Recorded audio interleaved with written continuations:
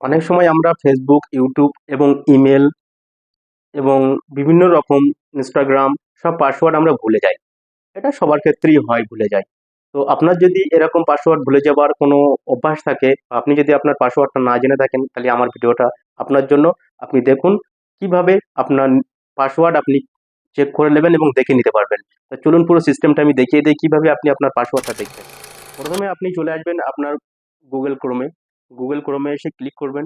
Click করে three ডটে click করবেন। থ্রি ডটে ক্লিক করে সেটিংসে ক্লিক করবেন। সেটিংসে ক্লিক করে পাসওয়ার্ড ম্যানেজারে ক্লিক করবেন। পাসওয়ার্ড ম্যানেজারে ক্লিক করে আপনি দেখে নিতে পারবেন আপনার ফোনে যত পাসওয়ার্ড আপনি দিয়ে রেখেছেন সেই পাসওয়ার্ডগুলো। এভাবে দেখবেন এই যে চোখ চিহ্ন আইকন চিহ্নটা আছে, এতে টাচ করলেই আপনার পাসওয়ার্ডটা আপনি দেখতে পারবেন।